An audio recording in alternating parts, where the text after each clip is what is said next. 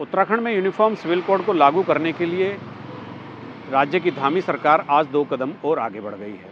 आपको याद होगा कि पिछले विधानसभा चुनाव से ठीक पहले मुख्यमंत्री पुष्कर सिंह धामी ने मतदान से ठीक एक दिन पहले शाम को ये बयान दिया था कि अगर हम सत्ता में लौटते हैं तो राज्य में यूसीसी लागू करेंगे। सत्ता में भाजपा लौटी और मुख्यमंत्री की कुर्सी पर दोबारा पुष्कर सिंह धामी आसीन हुए। उन्होंने एक कमेटी का गठन किया। सुप्रीम कोर्ट की रिटायर्ड जस्टिस रंजना प्रकाश देसाई की अध्यक्षता में उस यूसीसी की कमेटी ने एक कानून का निर्माण किया, जिसको विधिक परीक्षण के बाद तकरीबन 1 साल पहले विधानसभा में स्पेशल सेशन बुलाकर उसको पारित कर दिया गया।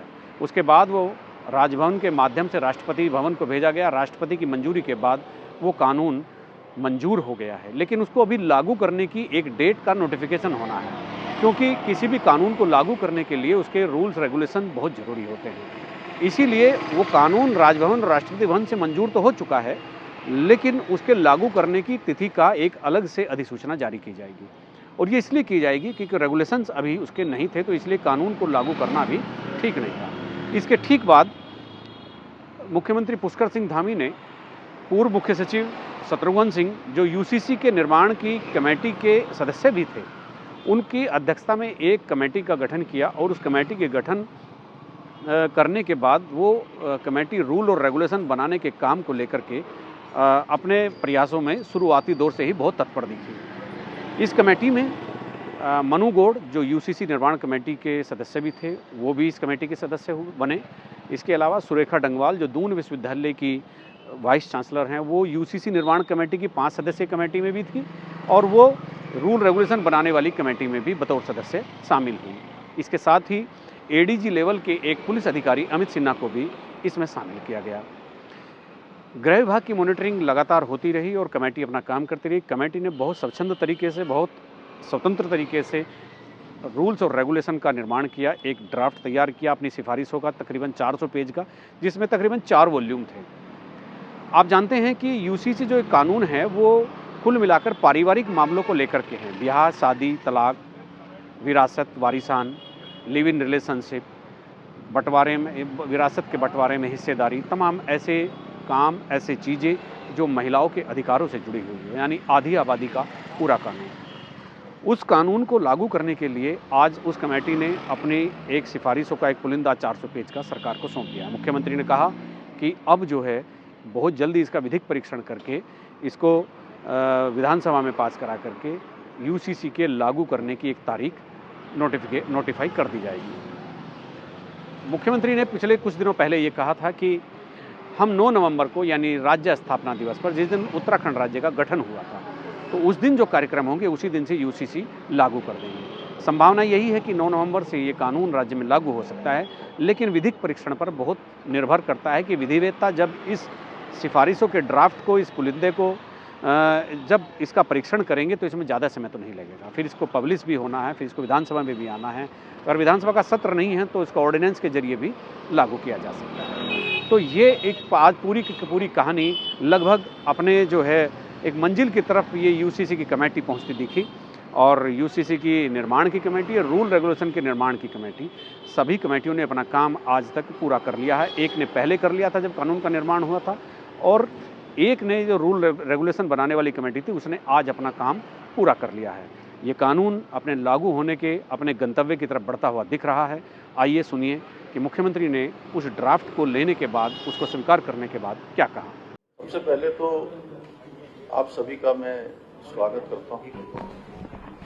आप सब इतनी बड़ी संख्या में पधारे हैं और हर मौके पर और हर निर्णय पर, जब पहला निर्णय हमने पहली मंत्रिमंडल की बैठक में किया था उस समय भी, और मुझे याद है 12 फरवरी 2022 को उत्तराखंड विधानसभा के आम चुनाव से ठीक 2 दिन पहले मैंने अपनी पार्टी की तरफ से उत्तराखंड की देवतुल्य जनता के सामने ये प्रस्ताव और ये संकल्प हमारी पार्टी का प्रस्तुत किया था कि नई सरकार के गठन होते ही हमारी सरकार सबसे पहला निर्णय समान नागरिक संहिता को राज्य के अंदर लागू करने और विधेयक के रूप में लाने के लिए हम पहला निर्णय लेंगे। और उत्तराखंड की देवतुल्य जनता का मैं आभारी हूं। अगर मुझसे बार बार अनेक स्थानों पर मैं जाता हूं तो वहां मुझे सबसे पहले लोग पूछते हैं कि आप इसका श्रेय किसको देते हैं। तो मैं कहता हूं कि ये श्रेय देवभूमि उत्तराखंड की देवतुल्य जनता को है, क्योंकि उन्होंने हमको सरकार में आने का मौका दिया और हमारे संकल्प को पूरा करने के लिए उन्होंने अपना बहुमत दिया, अपना आशीर्वाद दिया। और एक मिथक भी उत्तराखंड राज्य के अंदर जो बना हुआ था, उस मिथक को भी तोड़ने का काम देवभूमि उत्तराखंड की जनता ने किया कि हर बार के चुनाव में यहाँ सरकार परिवर्तित हो जाती थी। पहली बार 22 सालों में राज्य स्थापना के बाद पहला आम चुनाव ऐसा था जिस चुनाव में लगातार पहले जो सरकार थी उसी सरकार को दोबारा काम करने का अवसर प्रदान किया। और एक इतिहास देवभूमि उत्तराखंड की जनता ने बना दिया। एक जो परिपाटी थी वो परिपाटी को बदल दिया। और हमने भी जो संकल्प लिया था, देवभूमि ने जिस काम के लिए हमको मौका दिया था, हमने वो काम सबसे पहले ही कैबिनेट में यही निर्णय लिया कि हम इसको लागू करने के लिए एक विशेषज्ञ समिति की कमेटी बनाएंगे। और सेवानिवृत्त न्यायाधीश रंजना प्रकाश देसाई जी की अध्यक्षता में हमने कमेटी बनाई थी। उस कमेटी ने हमको अपनी रिपोर्ट सौंपी और रिपोर्ट सौंपने के बाद 6 फरवरी को विधानसभा में ये प्रस्ताव प्रस्तुत किया गया। उस पर चर्चा हुई, पक्ष विपक्ष सभी लोगों ने उस पर भाग लिया और 7 फरवरी 2024 को यह विधेयक विधानसभा से पारित हो गया। और उसके बाद माननीय राष्ट्रपति महोदय को उनकी सहमति के लिए इसको उनको प्रेषित किया गया, वहां भेजा गया।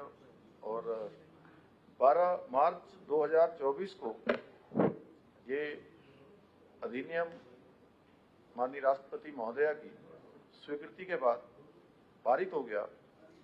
और इसके बाद जब पारित होने के बाद हमारे सामने जो एक बड़ा काम था कि ये कैसे लागू होगा, इसकी नियमावली एवं इसके क्रियान्वयन के लिए, इसको बनाने के लिए श्री शत्रुघ्न सिंह जी, जो आप सभी लोग उनको जानते हैं, हमारे राज्य के मुख्य सचिव रहे हैं, वरिष्ठ IAS अधिकारी रहे हैं, तो उनके अध्यक्षता में एक कमेटी का गठन किया गया। उस कमेटी के साथ अन्य लोग भी सम्मिलित हुए और सरकार के विभिन्न विभागों के लोगों ने, और मनु गौड़ जी, सुरेखा डंगवाल जी, जो हमारे पहले की जो ड्राफ्ट बनाने वाली कमेटी थी, उनके मेंबरों ने भी इसमें अपनी सेवाएं दी। इसके साथ साथ हमारे अधिकारीगणों ने भी, हमारे कर्मचारियों ने, अनेक विद्यार्थियों ने भी, इनको आप देख रहे होंगे क्योंकि यहाँ पर कुछ लोग आए थे और कुछ लोग नहीं आ पाए, तो इसको बनाने में रात दिन का प्रयास किया। अथक प्रयास करने के बाद आज ये 18 अक्टूबर को ये नियमावली आप सबके सामने ही हम लोगों को मिल गई है, मुझे दे दी है उन्होंने, सरकार को मिल गई है। और इस नियमावली में मुख्य रूप से 4 भाग हैं, जिसमें विवाह है एवं विवाह विच्छेद, लिव इन रिलेशनशिप, जन्म एवं मृत्यु पंजीकरण और उत्तराधिकार संबंधी नियमों के पंजीकरण संबंधी जो प्रक्रियाएं हैं उल्लेखित हैं इसमें।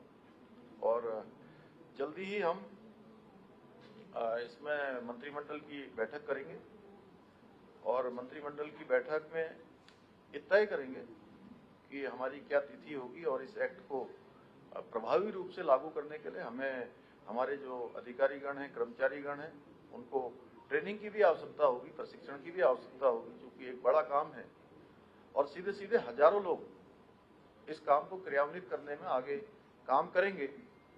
और वो हम जल्दी निर्णय लेंगे और ये सब हम जो जन सामान्य है उनको तमाम कामों के लिए जो आज अनेक दफ्तरों में जाना पड़ता है, उनको दफ्तरों में नहीं जाना पड़ेगा। उनको आसानी से घर बैठे ऐप के माध्यम से सारी सुविधाएं उनको प्राप्त होंगी, ऑनलाइन माध्यम से प्राप्त होंगी। और इसके लिए एक मोबाइल ऐप भी तैयार किया गया है, उसको भी जल्दी में चलन में लाएंगे। कुल मिलाकर यह है कि ये जैसा विधेयक जिस दिन पारित हुआ था उस दिन भी मैंने कहा था, आज फिर कह रहा हूँ कि सबको समानता मिले, सबको एक समान न्याय मिले, और विशेषकर हमारी जो महिलाएं हैं उनके सशक्तिकरण की और सुरक्षा के लिए दोनों को विशेष रूप से ध्यान में रख के ये विधेयक बना है। और जल्दी ही ये विधेयक कार्य रूप में, क्रियान्वयन में आने वाला है। तो आप सबका, क्योंकि लगातार आप सब लोग पहले दिन से इसके साक्षी रहे हैं और अब कुछ ही समय बचा है जब हम इसको धरातल पर उतारेंगे और देवभूमि उत्तराखंड को देश की आजादी के बाद ये पहला देश का हमारा राज्य बन जाएगा जिसको ये गौरव प्राप्त होगा कि यहाँ पर समान नागरिक संहिता का विधेयक लागू हो गया है। अभी हम लोग मंत्रिमंडल की बैठक करने वाले हैं। आज चूंकि इसमें जो भी प्रावधान किए गए हैं इस एक्ट में, उसको लागू करने के लिए, जैसा कि पहले ही बताया कि हम न्याय का, विधि का, इनका सबका परीक्षण करेंगे, मंत्रिमंडल में चर्चा करेंगे और उसके बाद जल्दी ही हम जो है इसकी तिथि का भी ऐलान कर देंगे।